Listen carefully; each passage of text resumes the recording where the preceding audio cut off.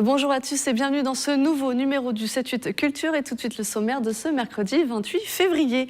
L'hiver va durer encore un mois, mais à partir du 3 mars, c'est déjà le printemps des poètes. Un peu de chaleur grâce aux ardeurs, le thème de cette 20e édition. C'est un labyrinthe aujourd'hui disparu, imaginé par Charles Perrault et créé par André Le Nôtre. Il devait instruire le dauphin à Versailles, Karine Sanson lui redonne vie dans un ouvrage. Et ils sont 7 et jouent du jazz manouche, Racine de Swing fait revivre Django Reinhardt. Le groupe se produit ce week-end à Versailles. En 1665, André Le Nôtre, le jardinier du château de Versailles, conçoit un labyrinthe qui servira plus tard à l'éducation du dauphin. Un labyrinthe aujourd'hui disparu et c'est un ouvrage qui le fait revivre et c'est vous, Karine Sanson, qui en êtes l'auteur. Bonsoir. Bonsoir. Alors comment vous en êtes venu déjà à vous intéresser à un labyrinthe ? Eh bien, j'habite Versailles depuis une dizaine d'années et j'adore me promener dans le jardin et le labyrinthe en fait n'existe plus, mais à l'actuel emplacement se trouve le bosquet de la Reine. Et comment j'en suis venue à m'intéresser à ce labyrinthe. C'est une histoire que vous connaissiez déjà ou c'est en vous baladant, vous avez peut-être entendu? Alors c'est en me baladant que j'en ai entendu parler. C'était un petit peu mystérieux parce que en fait j'ai eu quelques informations, des indices de ci, de là, et c'était un peu comme une énigme à résoudre avec toutes ces petites informations mises bout à bout et qui ont fini par construire ce lieu. Alors, dans votre ouvrage, il y a 39 chapitres et il y avait 39 fontaines. Oui, tout à fait. 39 fontaines qui illustraient chacune une fable d'Ésope. Et donc, j'ai illustré chacune de ces fables alors, chaque fontaine illustrée a une histoire particulière. C'est très animalier aussi, c'est très... Ah oui, le principe des fables, c'est que souvent elles confrontent plusieurs animaux entre eux. Mais les fontaines, à l'époque du labyrinthe, avaient toutes une forme particulière. Et moi, j'ai cherché non pas à coller à la reproduction de ces fontaines, mais plutôt à imaginer une autre forme, tout en faisant référence au jardin de Versailles actuel. Alors, comment vous avez travaillé? Est-ce que vous avez peut-être eu aussi accès à des archives du château pour voir comment elles étaient quand même à l'époque? Alors oui, j'ai eu accès pas à des archives, mais il y a eu une exposition phare en 2013 à la Bibliothèque centrale de Versailles qui a mis à jour des éléments de ces fontaines, donc des sculptures qui étaient à l'origine polychromes, des bribes de coquillages, parce que tout ça était constitutif des fontaines. Il y avait aussi des faïences, c'était des fontaines extrêmement fragiles, précieuses. C'est aussi pour cette raison qu'elles ont disparu. Voilà. Parce qu'il y avait un manque d'entretien, donc Louis XVI a décidé... Ça coûtait cher, en fait. C'est surtout ça. Alors, vous disiez tout à l'heure, chaque fable est accompagnée d'illustrations. Ce sont les vôtres, parce que c'est votre métier, vous êtes illustratrice, et vous y mettez beaucoup de couleurs aussi. Oui. Alors... ces couleurs, je ne sais pas trop quoi en dire. Je pense que ça vient naturellement. C'est votre matière principale. Une base de gouache et puis des réaux de crayons de couleur. Vous avez été accompagnée aussi peut-être pour la réalisation, pour que ça ne parte pas trop loin des fables, ou vous avez été totalement libre pour la création? Totalement libre. En fait, quand j'ai rencontré l'éditrice Claire Garnier, j'avais absolument terminé tout le travail d'illustration. Après, on a fait quelques ajustements ensemble, mais en fait, elle m'a laissé totalement libre. C'était un projet complètement personnel. Alors, on parle de fable, c'était pour le dauphin, donc un enfant, pour l'instruire. Est-ce que vous le destinez à un public d'enfants ou c'est pour tout le monde, pour ceux qui voudraient aussi se plonger dans cette histoire-là? Je pense que c'est absolument pour tout le monde. Et d'ailleurs, les enfants très jeunes, je pense, vont percevoir certaines choses, mais ils ne percevront qu'une infime partie. Que les parents pourront expliquer inversement. Et ça permet de multiples interprétations. Et alors, pour pousser un peu plus loin la découverte du labyrinthe, il y a un site qui a été mis en place avec des vidéos. Et on y retrouve vos illustrations, bien sûr, qui sont mises en musique par William Rigaud. C'est une autre manière aussi de découvrir cette histoire, peut-être ? Oui, alors il se trouve que dans mon parcours d'illustratrice, la musique a une place prépondérante. J'ai illustré beaucoup de livres-disques et pour moi ça a été une évidence de mettre du son sur ces images et c'est pourquoi j'ai fait appel à William Rigaud qui s'est prêté magnifiquement à ce jeu-là. Merci Karine Sanson. Alors, les fables du labyrinthe sont publiées aux éditions Il Adore. Je vous en parlais la semaine dernière dans le 7-8 Culture à la compagnie Tisseurs de Son. Je proposais le week-end dernier une journée dédiée aux enfants. Ateliers et représentations ont rythmé la journée. Nicolas Dandry s'est glissé parmi les participants. Samedi, pour Maxence et ses copains, c'était atelier musique. On a écrit une chanson pour un peu faire réviser le spectacle de ce matin, qui parlait de Pierrot et Colombine et Harlequin. Ensuite, on a un peu testé les instruments qu'il avait ramenés. J'ai chanté avec le violoncelle et la guitare. Avec Simon Bolzinger, ils ont pu essayer des instruments. Simon, c'est le compositeur de la compagnie Tisseurs de Songe à l'origine de la journée Marmaille et Marmot, destinée à la jeunesse. C'est un sujet qui nous parle beaucoup puisque au sein de la compagnie, nous sommes tous artistes pédagogues, c'est-à-dire qu'on est tous professeurs des enseignements artistiques, donc que ce soit de théâtre, de musique.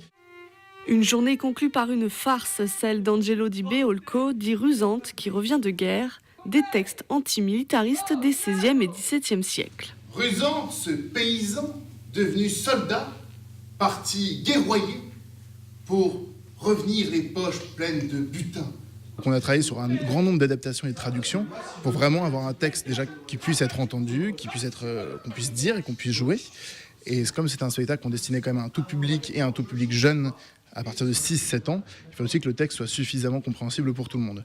Et c'est un spectacle qui mêle aussi la musique, donc il y a 2 chansons qui encadrent le spectacle, un peu vraiment à la manière d'un spectacle de tréteau, presque un spectacle de rue. Cet éveil artistique était aussi la conclusion d'une semaine de travail.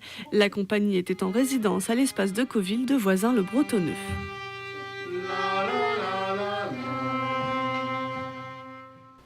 Le printemps, ce n'est que dans un mois, mais les poètes ont décidé d'avancer la date dès le 3 mars. C'est le printemps des poètes qui débute. Et avec nous, le directeur des itinéraires poétiques. Bonsoir. Bonsoir Mélanie. Et Samira Negrouche, une poète. Alors, 2 semaines placées sous le signe des ardeurs, c'est le thème de cette nouvelle édition. Jacques Fournier, que nous réserve ce 20e printemps ? Plein de choses, des surprises comme d'habitude, puisque nous on aime ça sur le printemps des poètes comme sur le reste de l'année dans notre programmation.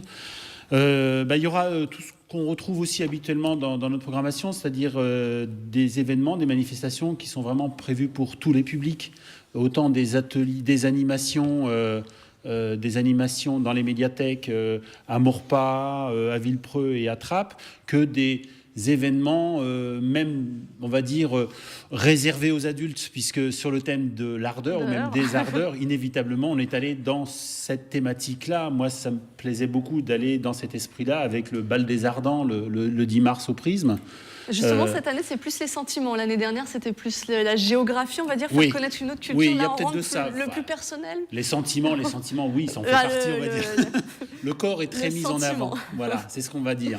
Mais voilà, je pense qu'à chaque fois qu'il y a un événement, on essaye de créer une surprise par justement le fait de découvrir des choses, de voir que la poésie est très vivante, qu'elle est très active. Quand on met des comédiens dans les bus, on va encore le faire le 8 mars avec Skibus. Les embuscades. Voilà, c'est des embuscades poétiques. C'est une occasion pour les gens d'être surpris dans leur quotidien. Et c'est ce qu'on veut faire aussi.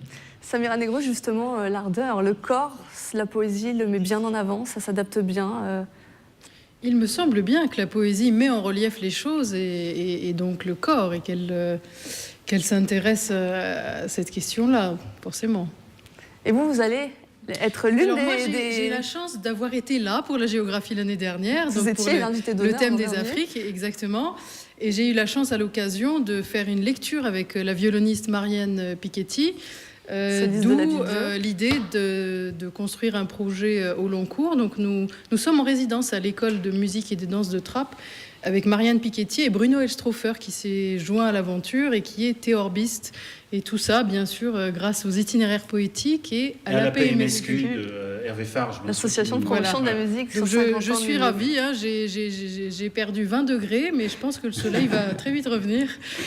Justement, cette association, on en verra le résultat le 11 mars. Absolument, le 11 mars à 16h, vous êtes absolument bienvenus. Vous pouvez envoyer des mails à tous vos amis, nous vous attendons de pied ferme. En tout cas, nous y travaillons. Avec un tel thème comme l'ardeur, qu'est-ce qu'on attend du public ou qu'est-ce qu'on veut faire transmettre quand on est poète? Écoutez, je pense que l'ardeur, Jacques a bien fait d'y ajouter un S parce que c'est l'ardeur, vous disiez des émotions, mais c'est aussi l'ardeur de vivre avant tout.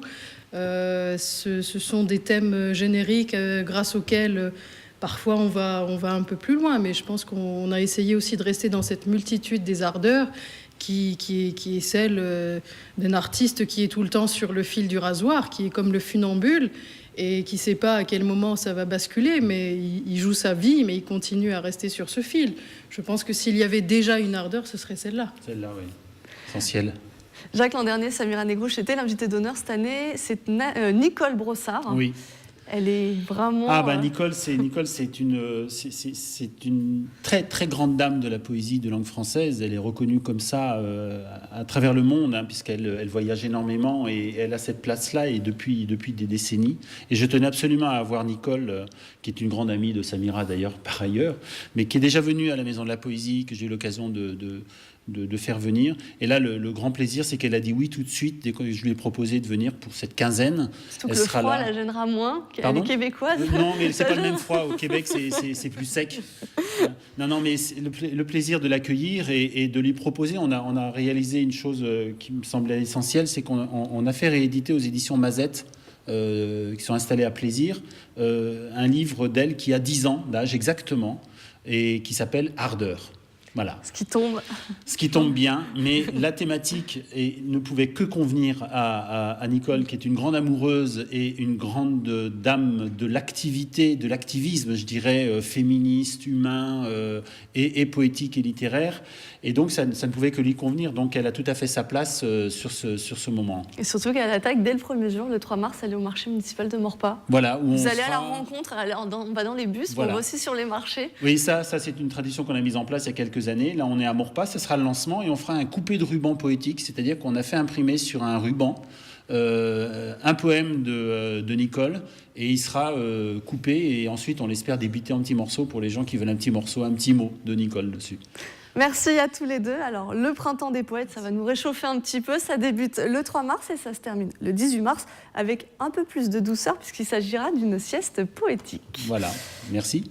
Si le printemps des poètes débute ce week-end, Perception et Illusion connaît ces derniers jours. L'exposition à la Commanderie des Templiers prend fin ce dimanche, mais encore quelques rendez-vous à ne pas manquer. Un atelier à vivre dès 6 ans.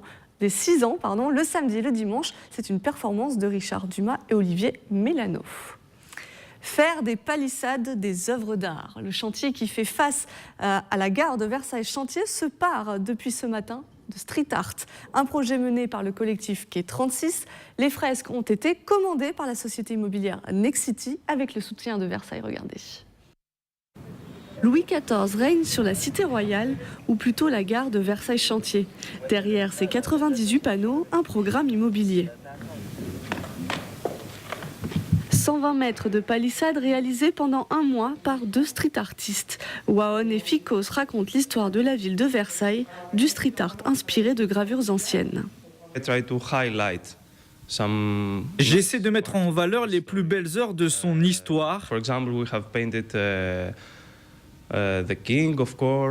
exemple, nous avons peint le roi, bien sûr. On s'est approprié des scènes.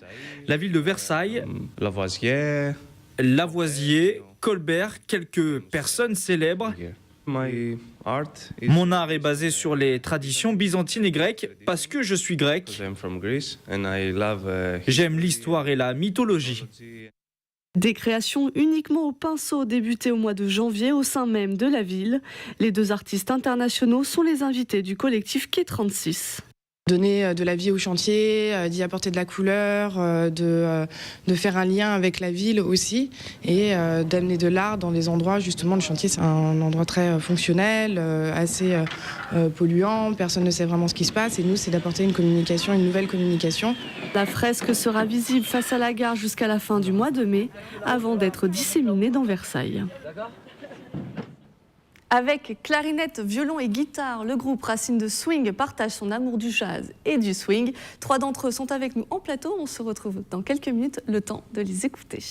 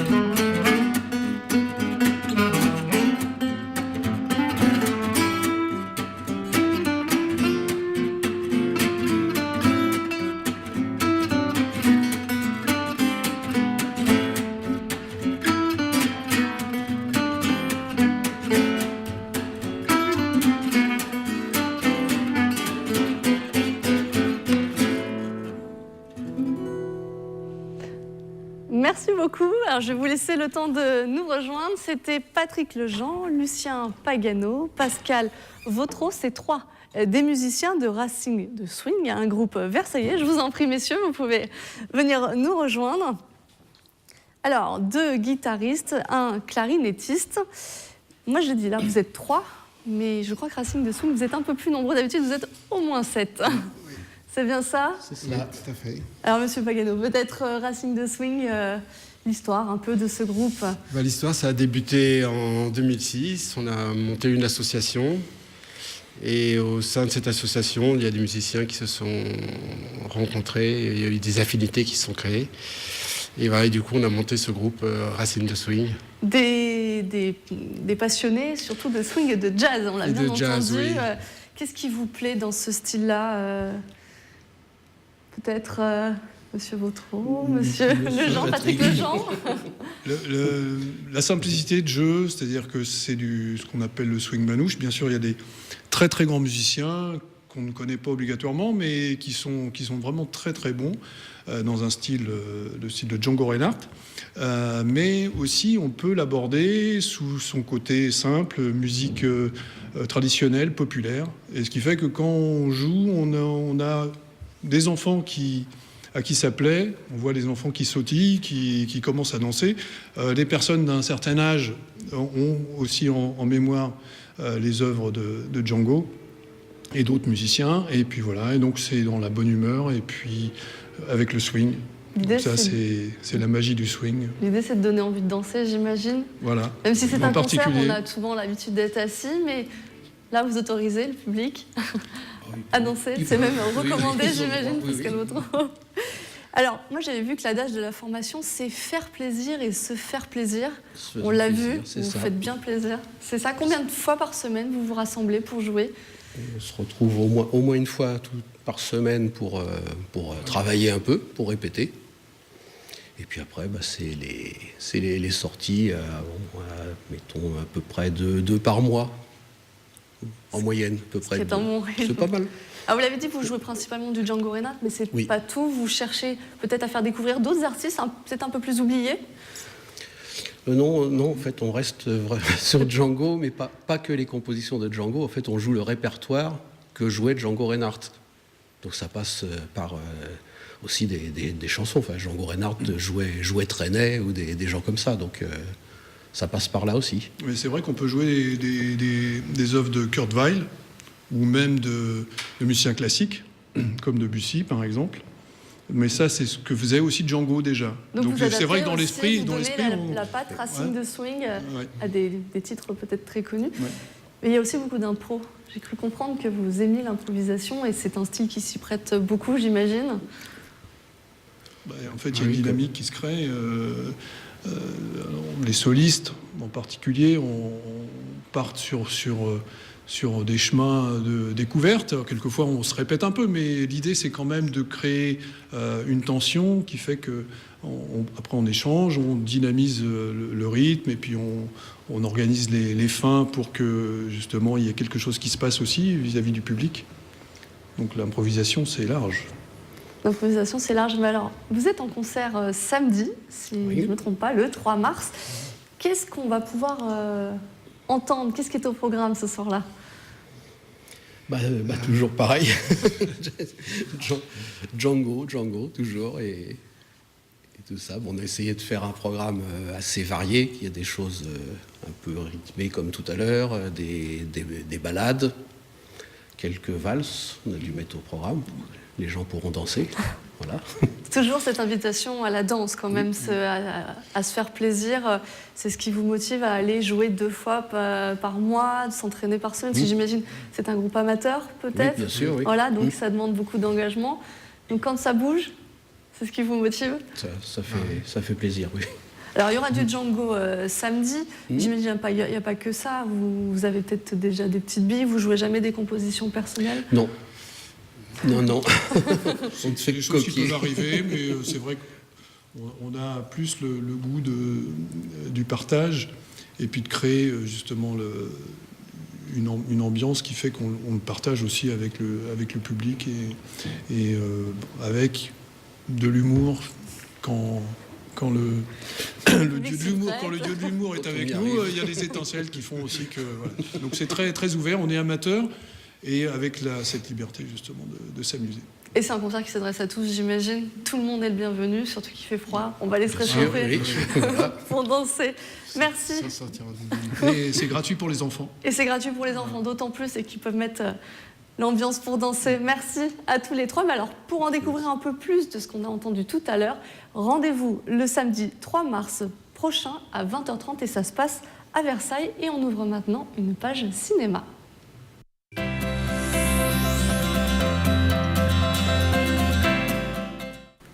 Cette semaine, le coup de cœur cinéma, c'est celui de Gaël Pinault. On part pour le grenier à sel de Trappes. Cette semaine, je vous conseille de venir au grenier à sel pour découvrir Croman. Vous connaissez Shaun le Mouton, vous connaissez Wallace et Gromit, vous connaissez Chicken Run. Eh bien, voici leurs ancêtres. Le studio britannique Aardman propose des films drôles et originaux avec de l'animation en pâte à modeler. Ça, c'est assez original. Donc, image par image, on va suivre les personnages qui vont prendre vie sur le grand écran. Et là, dans Croman, le clan de Doom, notre héros, va affronter un clan qui lui est passé à l'âge de bronze. Et ils vont s'affronter sur un terrain de foot.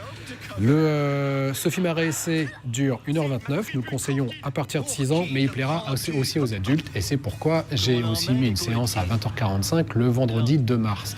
Vous retrouvez nos films, les horaires sur notre site internet cinémagrenier-à-sel.com. Je vous dis à bientôt.